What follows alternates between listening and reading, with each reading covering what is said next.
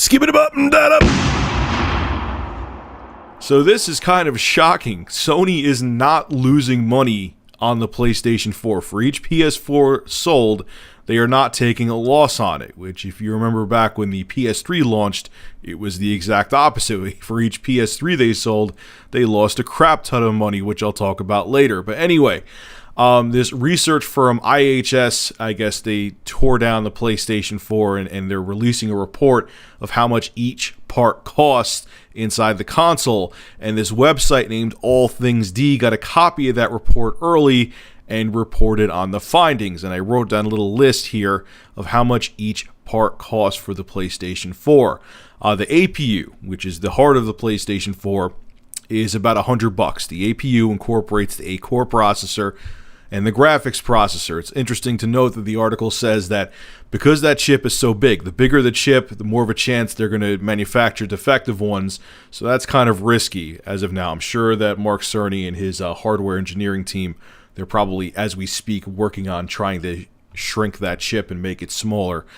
The RAM, these 8 gigabytes, I was about to say 16 gigabytes, 8 gigabytes of GDDR5 RAM costs $88. The hard drive costs $37. The wireless hardware, Bluetooth, Wi-Fi, yada yada, etc., and the Blu-ray drive combined costs about $28.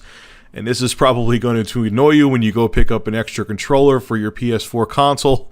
The controller only costs about $18, which adds up to about $271.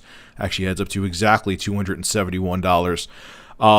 Then they said, with manufacturing, testing, getting the system ready to be put into a box and shipped to a retailer, it's about $381 to get it on a store shelf. So Sony is making a little bit of change off of each PS4 sold. But if you remember, back when the PS3 came out, the PS3 costed $805 to manufacture and get on a store shelf, and they sold it for $600. So they were losing over $205 for each PS3 that was sold. So yeah, they're not making a ton of cash. They're still obviously depending on the whole business model of, sell the console at virtually no profit and you make money off of the hardware and accessories.